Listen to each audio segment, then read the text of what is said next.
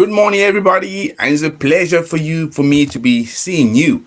September is coming. In fact, September is already here, right? And winter is coming.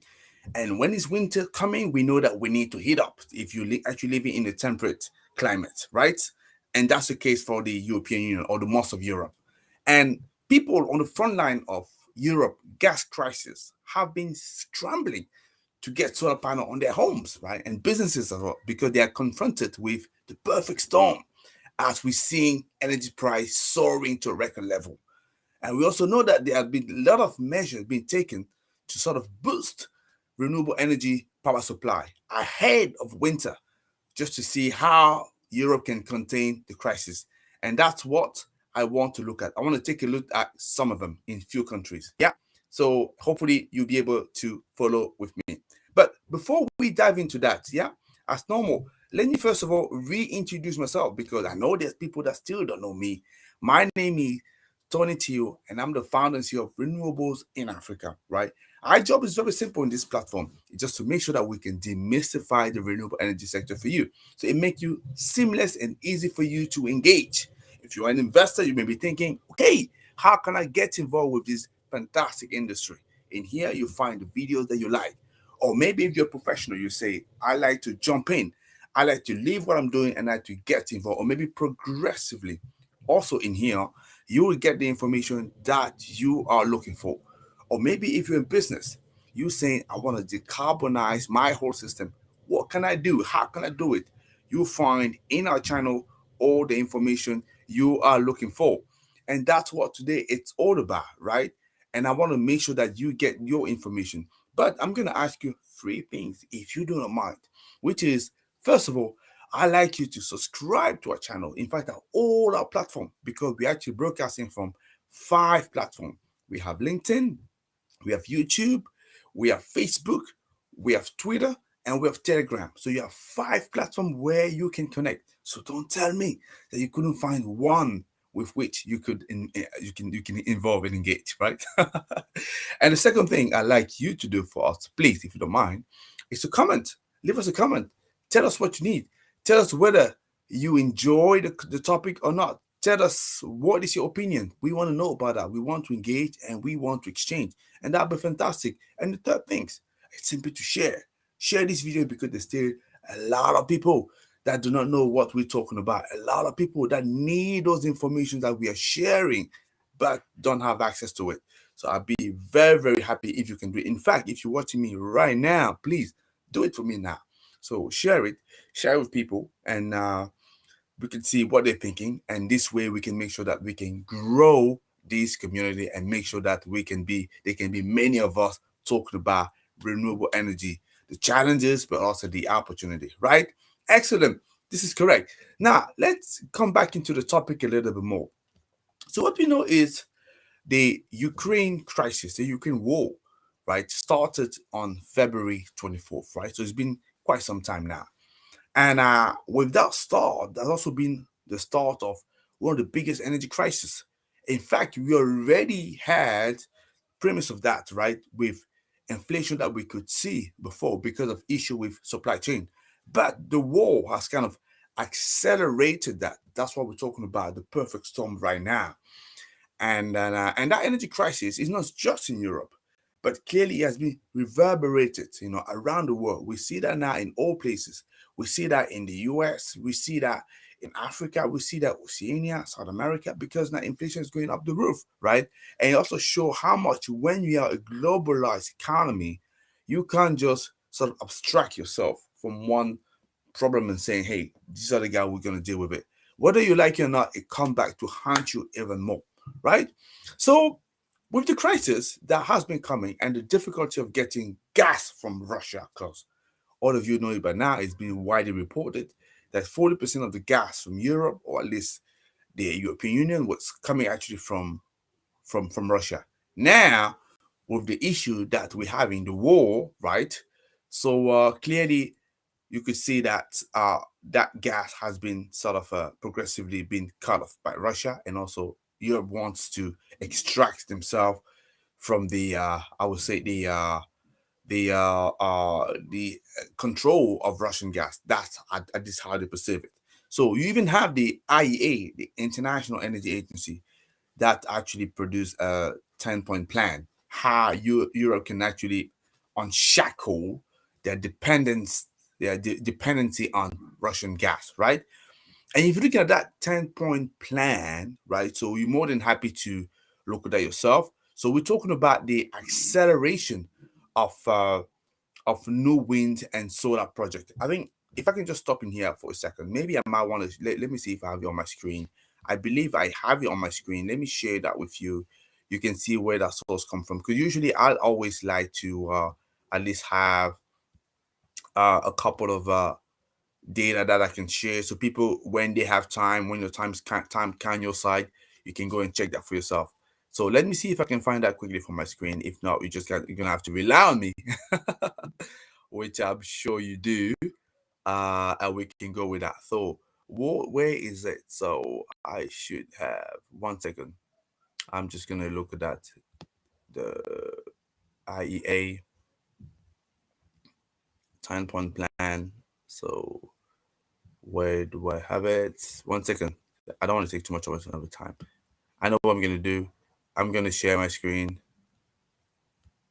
Yeah, if I share my screen, you can see my screen. You can probably see that. So, and that is the IEA 10-point plan to reduce European Union reliance on Russian gas. And you can see here on point number 4, yeah. So we're talking about here the acceleration of the deployment of new wind and solar project, and it's actually quite interesting to see. You probably want to read all that paragraph, yeah, and want to pay attention to that additional 35 terawatts of generation from new renewable power plant, which is actually quite significant. And I'll tell you how significant it is in a minute, right? So essentially that is what I'm saying. So clearly Europe is looking for ways to move away from the dominance of Russian gas and find a way for them to extract themselves, because obviously they've been so trapped all over these years that it has become very difficult for them to uh to move away. So, but when you see a thing like that, first of all, the 35 terawatt hour that the document was talking about, just to give you an idea, because I think some of you may sometimes struggle to understand what it means in actual fact. So if you're looking at a country like France, I think they have over 10 gigawatts of solar right now. And if you were looking at what it actually produced, they roughly have something like 10 terawatt hours that is producing from the solar. So it means that the 35 terawatt hour that we're seeing here, that will be like 3 times basically the output of solar. So basically, the IEA 10-point plan, the number 4, point number 4, is talking about the deployment of new solar and wind project. This you have to realize, you have to pay attention. This is in addition to what was already supplied. Bear in mind that Europe was even before the war, Europe was already gearing up to have an influx of renewable energy power, right, in the grid. That's what they were already prepared for.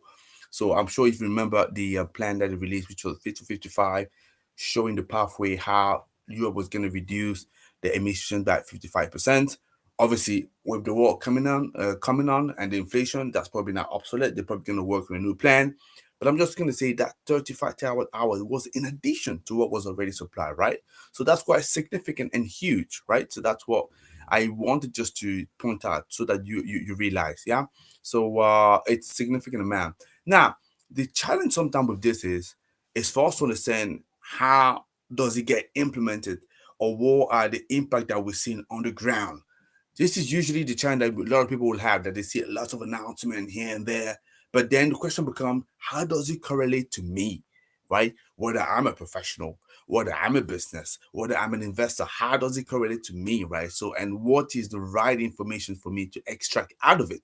And this is the thing that we like to break it down a little bit for you, so that you get a better gist, a better sense of what's happening, right? Hopefully it makes sense. In France, for example, right?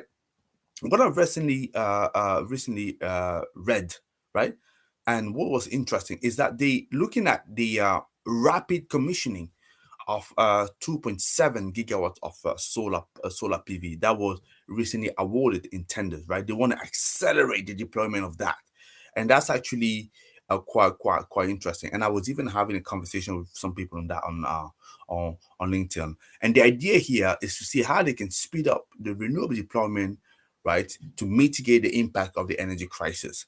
And that 2.7 gigawatt of solar, right? So this is also in addition to the 3.4 gigawatt of wind power that they're also planning to inject, right, as well as some hydro and self-consumption resources that they're putting into place. So altogether, when you have those 2.7 gigawatts and 3.4 gigawatts of wind power, that's actually 6.1 gigawatts of renewable energy that they want to inject, right? Just to make sure that they are ready for the this coming winter. And the thing with the European market is that obviously it's faster to deploy because they probably have the regulation that are already in place. You have the investment already in place. You also have the skill that are already in place. So things can go relatively faster. And also there was a host of measures that were taken to financially support those developers in order to bring this additional power into force, right? And that's actually quite significant. It's very significant because that will make the market even more hotter, if I may express myself in this way. And it's important to understand it, especially whether you are in the European market or not, because this has an impact. How does it have an impact? Because all of us, we tend to maybe have investors that come from the same pool of people, and we want to obviously extend it. We want to basically enlarge it, make it be bigger, expand it. That's the word, not extend it, expand it.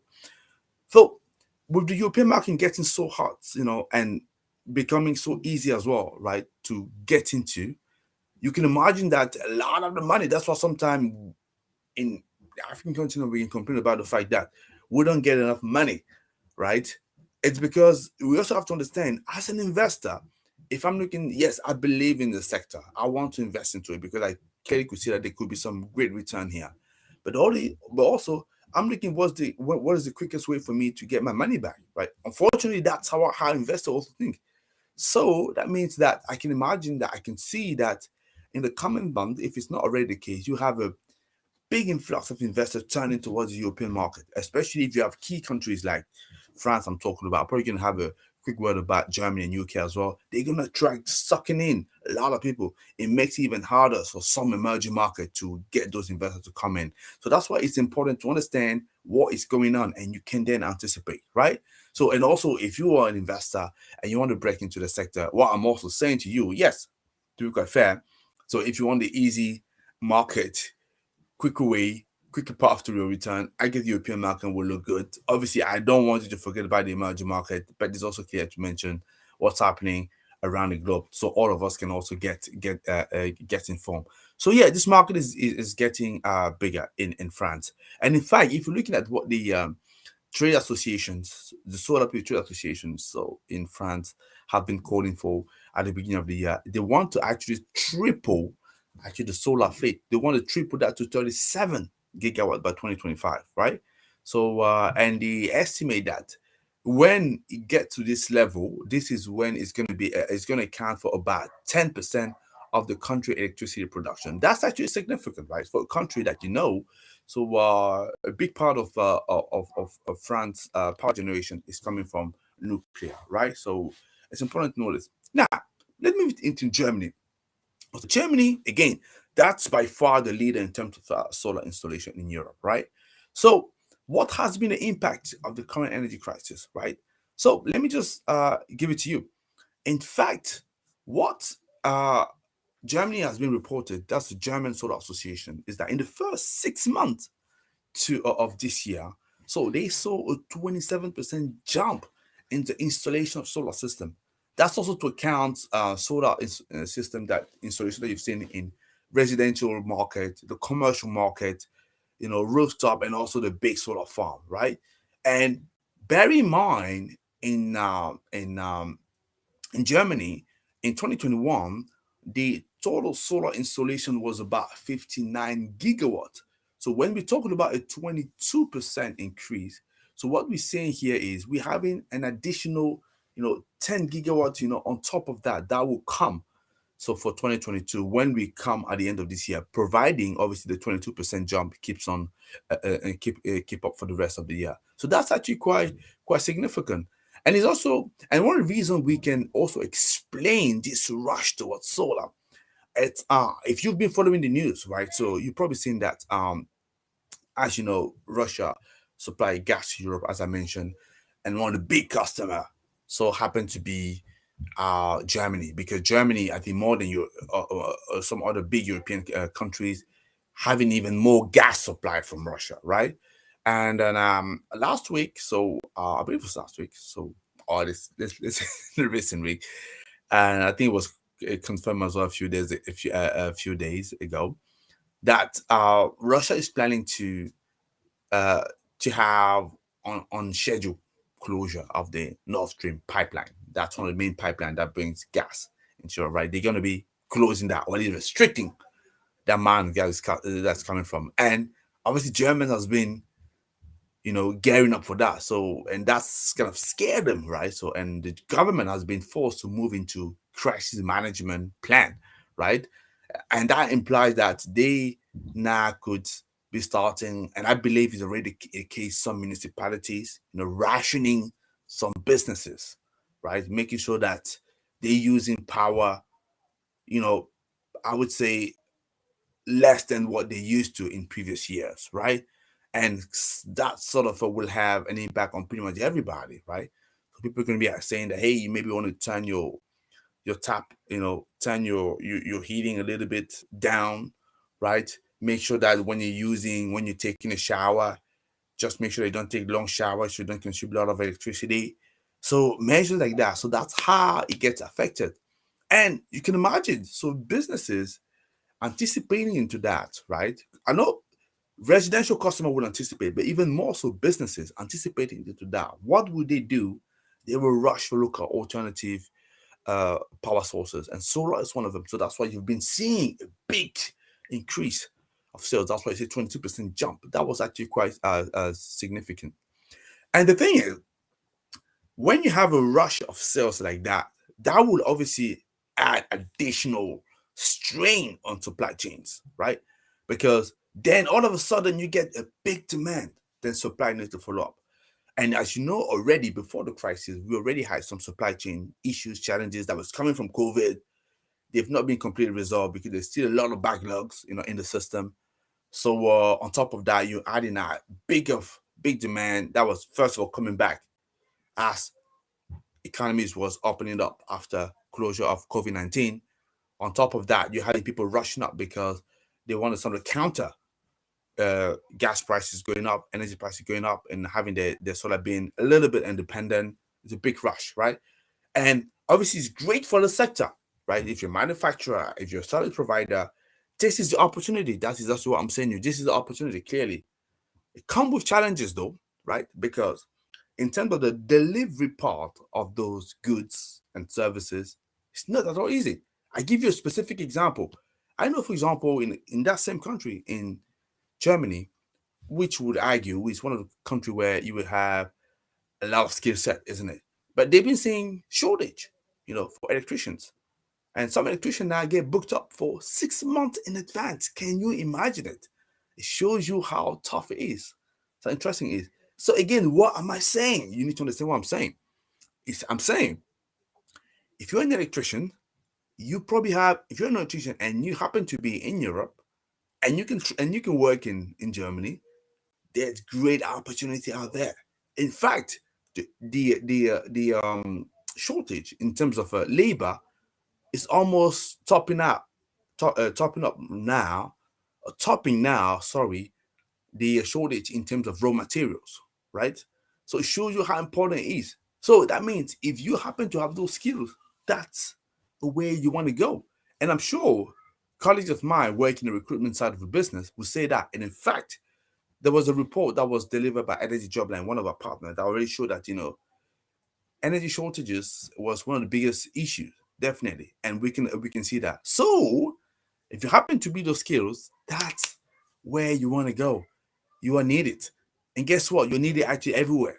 So clearly, if you happen be to have the opportunity, the possibility to work in Europe, I'm telling you, that's another big market on top of what's going to be coming up in France. Same thing if you're an investor, right?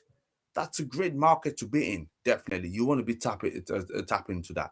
Don't forget about emerging market though.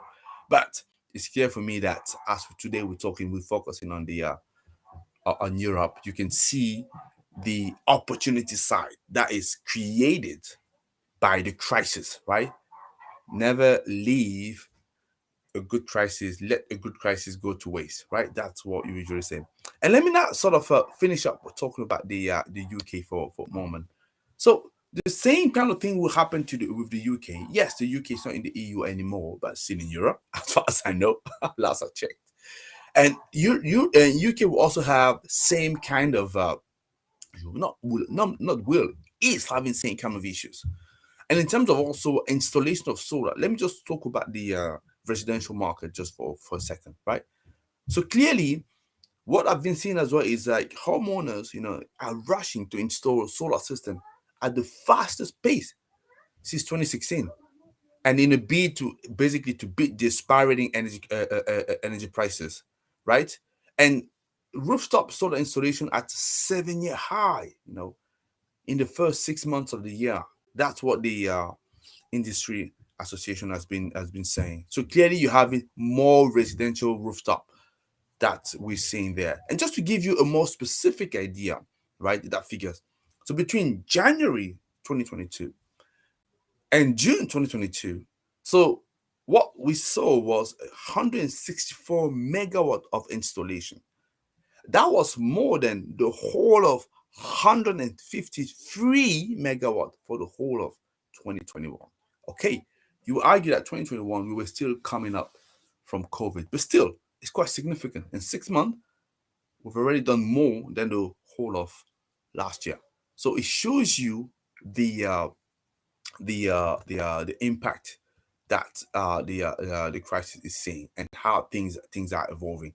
And this is what I want to say. So clearly, winter is coming, and Europe is gearing up to get prepared for winter and to counter the fallback from the Ukraine Russia conflict, right? And see how they can get prepared to affront to confront the winter and prepare to provide power to their citizen. So as you can see, it's a great opportunity if you happen to be in the solar business, but also a great opportunity if you happen to be also in the wind side, isn't it? Yeah, but yeah, so that's what we're seeing, and these are the kind of understanding that you need to have. So my question to you, for your company, for your business, how are you positioning to take advantage of that? Are you a solar supplier? So are you an investor? Are you a service provider, for example, a lawyer, an accountant, and you happen to be in the industry? Because this is it. The industry requires all kind of skills. My question to you is, how are you prepared to tap into those opportunities? Do people know about your business? Do people know that you exist? Because you can see that people are rushing to deliver those projects, meaning that when they're rushing, they're going to be turning towards company that they know. They're going to be turning towards company they heard about, right? So that's why I want to make sure that you get your company heard, right? So you need to get people to get to know you. What are you doing specifically? So what strategy do you have in place? So how is your brand going? Do you have an awareness program that helping you to get your company out there, so that we can talk about you? If you don't have, I'd be more than happy to talk to you about that. In fact, hit me an email, right? Send me a message, and I'd be more than happy to talk to you about that. But this is what I'm talking about. The opportunity are great, more than ever. This is a time. This is the time to tap into that. You can see people are rushing, people are accelerating, but I'm saying to deliver this project, there will be a whole lot of skills, services, products that are needed. And you could be one of them, providing you know how to showcase your company, how to tap into the opportunity, and how to make those sales. Hopefully, that was very interesting and insightful for you, right? So today I have a little bit of a tight schedule. But I promise you, I'll be coming back and I'll be responding to every single questions that you may have, every single comment that you may have, as we will usually do. So hopefully that was interesting and you've learned a thing or two. I like to tell you that we will be back on Wednesday next week, but also on Friday. But in between, I want to see your question, I want to see your comment, and I want you to tell me how are you preparing to make sure that you can tap into this opportunity, right? So that'd be great to see. So between now and then, guys. So as I usually say, it was a pleasure for me to talk to you and then have this conversation. Yeah, and then I'm looking forward for our next catch up where we're going to be talking more about this kind of topic and more of the same. But how are you tapping into the opportunity? Is your company visible? I'm hoping yes. If it's not the case, hit me with a message. And even if it's a kid, hit me with a message because I want to help you do that even more. Take care, guys, and may the sun be with you.